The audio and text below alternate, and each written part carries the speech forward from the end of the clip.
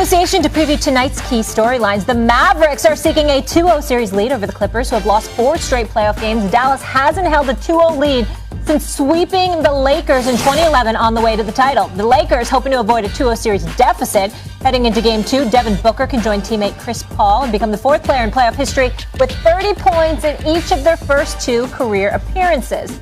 Now, can the Nets pad their first-round lead over the Celtics? Boston has won 4 straight when trailing 2-0 in a series, including an 11-point win over the finals-bound Heat last year.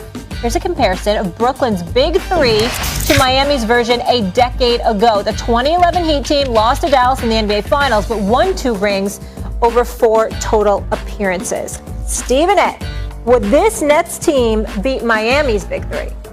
I believe they would. Okay. Because I think that Kevin Durant, James Harden, and Kyrie Irving are showstoppers. I think they're absolutely spectacular, and I think there would be no answer to stop them.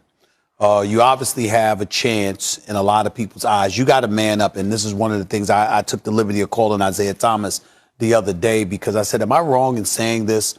When Isaiah Thomas, Joe Dumars, Bill Laimbeer, John Sally, Rick Mahorn, and James Edwards, and Vinny the Microwave Johnson, and all of them played for Detroit, Chuck Daly, Daddy Bucks, as John Sally would call him, basically, God rest his soul, he would say that you have to man up.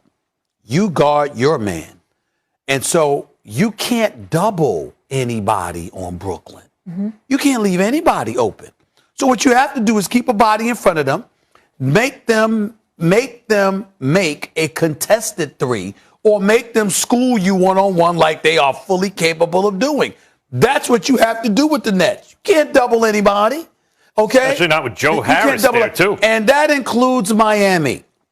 And my thing is with Miami, this same awesome team did lose to Tim Duncan, Manu Ginobili, Tony Parker, did win, but took 7 games to beat them the first go-round. With this Brooklyn team, San Antonio didn't have that kind of offense. No, I don't believe that Kevin Durant, James Harden, and Kyrie Irving would lose to the Big 3 in Miami. You may be right on paper, but it's way too early for me to agree with you, because this is not just Kevin Durant, some abstract version of Kevin Durant. This is Kevin Durant coming off a catastrophic injury in the very next season. Let's see what he can do. This is like Kyrie and James Harden look real good, but James Harden has not yet done it in the playoffs, really. And let's see if Kyrie can keep his head on his shoulders, right? So there are question marks, Stephen A. You got to get back to me. This Nets Big 3 has played what, including the postseason, 9 games together? 8 games together. Well, 8 in the regular season, I think, and now 1 in the post. So I think it's 9 now. And what are they, 6 and 3? Research gave me 8, but yeah, that 8 in the regular right. season. It was 8 in the regular season. And get back to me when they win 26 consecutive games, which is what the Heat did, right? That season. 8 is nothing. Right. They haven't done it yet. Now, that Heat team, I agree, on paper, when you break it down, the Big 3 can't do what this Big 3 can do. No Big 3 ever can do on paper what this Big 3 can do. And I'm predicting they're going to do it. And I think James Harden's going to be Finals MVP. But now they got to go out and do it. They haven't done it yet. I'm not going to say, yes, they'll take out a Big 3 who won back-to-back chips. I'm sorry, Max. What's today's date? Today's May 25th. 25th, yeah. 2021, right? That's right. If you had the temerity, the unmitigated gall, to sit up there and say, no, they wouldn't beat the Big 3. And are you aware, is this something that's going to happen to him? You going to lose your job? I have the mitigated goal. I don't have the unmitigated. It's mitigated today. Okay, you gonna lose your job? You gonna get fired? That's not the point. The point is this. No. The point is, the question is, what do we think today, right now? Do you believe that the Big 3 would beat the Big 3 in Miami? This is not a crime, Max. It's this.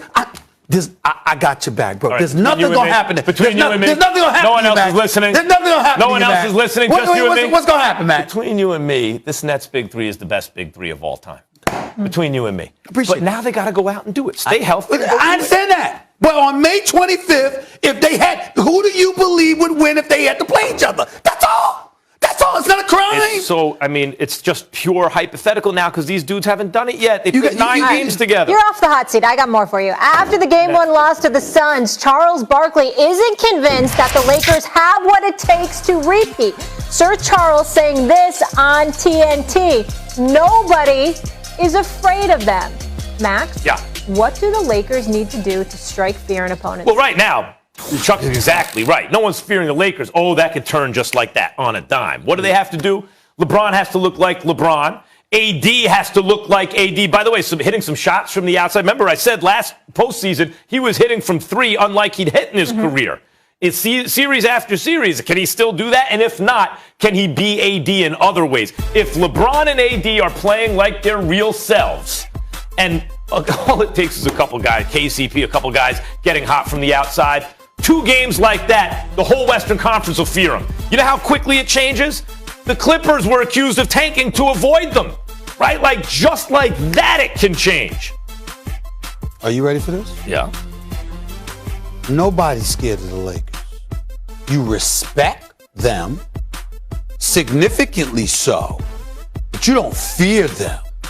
You don't fear getting embarrassed. You don't fear getting schooled. You don't fear getting annihilated. I'm going to take it a step further.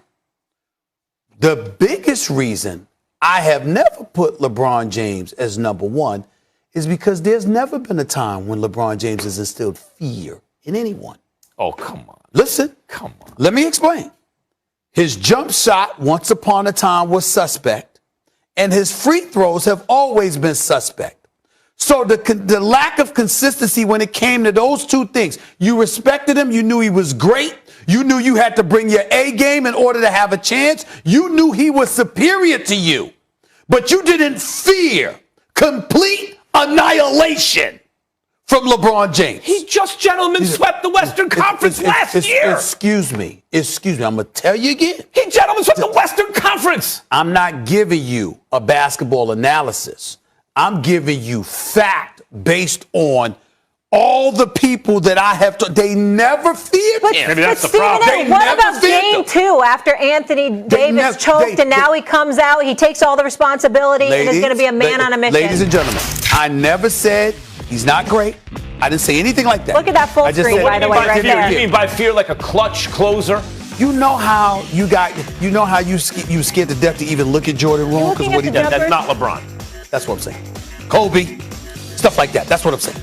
All right, we'll keep it moving here, guys.